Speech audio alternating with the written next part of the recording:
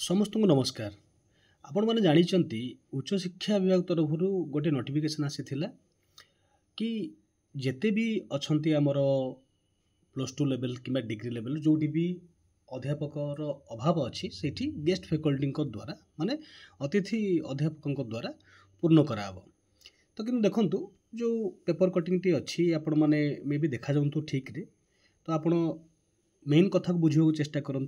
Paper cutting केवल आपण मानकर गोटे कौन जानापी तो जमती लिखाई सरकार डिग्री कॉलेज रे 699 आउ अनुदान प्राप्त कॉलेज रे 786 नियुक्ति पाइबे। तापर आउ गोटे सब टाइटल लिखाई एथर मध्य युक्त 2 युक्त 3 रे अतिथि अध्यापक पढ़ाइबे विश्वविद्यालय अतिथि अध्यापक कार्यकाल वृद्धि। तो देखंतु जेमिति कि हायर एजुकेशन तरफ जो नोटिस आसी कि आपण माने मे जून 1 रु 20 बा 18 भितर जेते भी अच्छी आमर पीजीटी लेवल रे से माननकु आपण करिवे तत्सहित बाकी जेति कि डिग्री कॉलेज मानकर मध्य बाहर थिला जोठी कि पिला माने पाइचंदी। किंतु गोटे बहुत बड़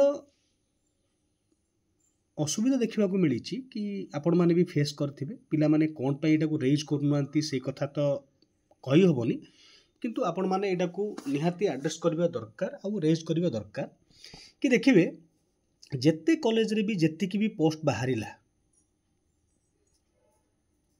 नोटिफिकेशन रे लेखाई बा गाइडेंस रे लेखाई कैरियर मार्क रहिला ता संगरे कि किसी इंटरव्यू पे किसी मार्क अच्छी किंतु प्रायोरिटी जदि आप देखिए सबुठी बोल्ड ब्लैक लेटर लिखाई थी प्रति नोटिफिकेशन रे कि प्रिपरेशन विल बी जो डिग्री कथा मु कहूँ क्या दिया जीवो कि जो माने नेट आउ पीएचडी करिथिबे।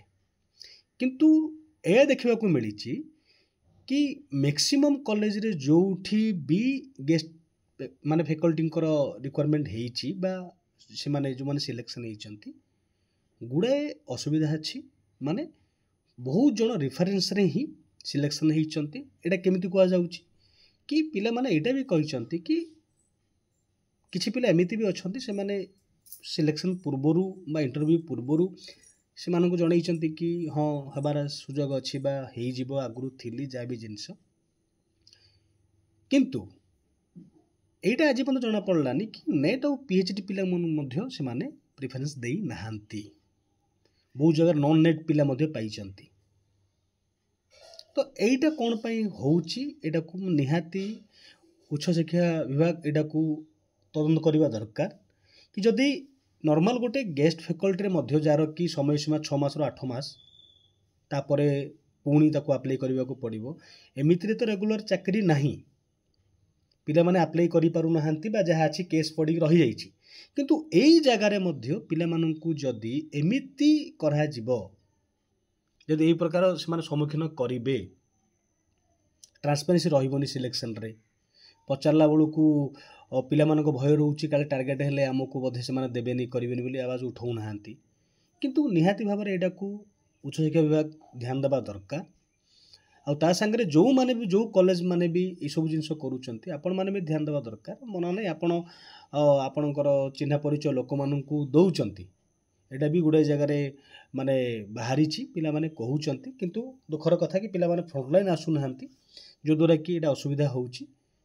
हाँ गोटे भरोसा रे आउ जेति कि माने ए सरकार को तो निहाती भरोसा करबा दरकार आम माने कि निहाती ठीक करिवे किंतु जेते बेले पर्यंत आपण माने एटा को रेज करना खास करी कि मु एस्पिरेंट मानन को कहउची जो माने चाहउचंती कि गेस्ट फैकल्टी हेबा को सेमानन को कारण ना कोनोसी देखंतु नॉर्मल बीएडी एंट्रांस माने बीएड एंट्रांस एग्जाम रे स्कैम हो जाउची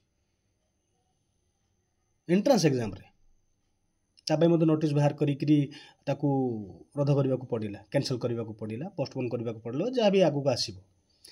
किंतु जदि एई भली जोटी कि गोटे पोस्ट ग्रेजुएशन पिला पई गोटे ही बाट कि से लेक्चर टी प्रोफेसर हवा पई नेट दिए नचे से पीएचडी करे जदि मिनिमम एलिजिबिलिटी होउची पीजी पर नेट जदि आपण माने सही जगह रे नॉर्मल पीजी पिला को देकी जस्टिफिकेशन करूचंती कि जे नाही हां माने हमको पढेबे त गोटे नेट पिला कोन करिवो तबे सुजोग काई तो आपण निहत ध्यान देवा को पड़ो एमती गुड़ाई पिला ମାନେ ମନ ଖରାପ କରିକି ଅଛନ୍ତି, ଯେଉଁଟାକି ବହୁତ ଦୁଃଖର କଥା। ଏମିତିରେ ଜବ୍ ବାହାରୁନି, ଯାହା ବାହାରୁଛି କେସ୍ ହେଇଯାଉଛି, ହାଇକୋର୍ଟରେ ରହୁଛି।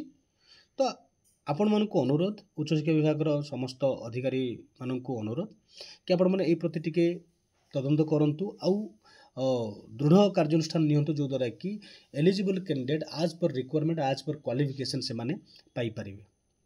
ଏଠି ଗୁଡ଼ାଏ ପୋଷ୍ଟ କେବଳ ରେଫରେନ୍ସରେ ହିଁ ପଳାଉଛି। ଯଦି ଏଇ ପୋଷ୍ଟ ସବୁ ବି ଲୋକାଲ୍ ପିଲା ପାଇବେନି କିମ୍ବା ଆଖପାଖ ଜିଲ୍ଲାର ପିଲା ପାଇବେନି, ତେବେ ବହୁତ ଅସୁବିଧା ହେବ। ଆଉ ସେମାନଙ୍କର ରିଜନ୍ ରହୁଛି କ'ଣ, ପିଲା ପଢ଼େଇ ପାରିଲେନି। ଆଜ୍ଞା, ଆପଣମାନେ ସୁଯୋଗ ଦେଲେ ତ ପଢ଼େଇବେ। ଆପଣମାନେ ଗୋଟିଏ 5 ମିନିଟ୍ ଡେମୋ କ୍ଲାସ୍ରେ କ'ଣ ଜାଣିଦେବେ କିଛି ପିଲାର କ'ଣ ଅଛି କ'ଣ ନାହିଁ, ବା ଯାହା ବି ରିଜନ୍ ଦେଉଛନ୍ତି, ଯେତିକି ବି ରିଜନ୍ ଆସେ ସେଇ ଜିନିଷ ମାନେ ଏଇଠି ଆଲୋଚନା କରିବାନି। କିନ୍ତୁ ନିହାତି ଏଥିପ୍ରତି ଧ୍ୟାନ ଦେବା ଦରକାର। ଆଉ ଖାସ୍ କରିକି ଯେଉଁ ପିଲାମାନେ ସବୁ ସମ୍ମୁଖୀନ କରୁଛନ୍ତି, ସେମାନେ କାଇଣ୍ଡଲି ଆପଣମାନଙ୍କ ଇସ୍ୟୁକୁ ଜଣାନ୍ତୁ।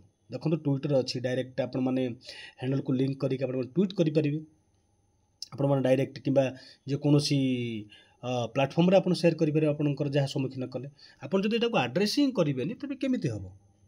କାରଣ ଦେଖନ୍ତୁ, ଆପଣ ନିଜକୁ ଅଧିକାର ଜାଣିବା ପାଇଁ, ଏଇଟା ହେଉଛି ଆମ ସାମ୍ବିଧାନିକ ଅଧିକାର, ଆମେ ଜାଣିପାରିବା। ଏଥିପାଇଁ ଆପଣମାନେ ଭୟଭୀତ ହେବା ଦରକାର ନାହିଁ। କିନ୍ତୁ ଆପଣମାନେ ନିହାତି ରେଜ୍ କରନ୍ତୁ। ରେଜ୍ କଲେ ଯେ ନିହାତି ଏଇସବୁ ଜିନିଷ କମିବ। ଏଇ ସବୁ ଯେଉଁ ଟ୍ରାନ୍ସପାରେନ୍ସି ରହୁନି କିମ୍ବା ପାର୍ସିଆଲିଟି ହେଉଛି, ରେଫରେନ୍ସରେ ପିଲାମାନଙ୍କୁ ଦିଆଯାଉଛି, ଏଇ ଜିନିଷ ଆଉ ଘଟିବନି। ତ ଆଇ ହୋପ୍ କି ଏଇଟାକୁ ଆପଣମାନେ ବୁଝିବେ।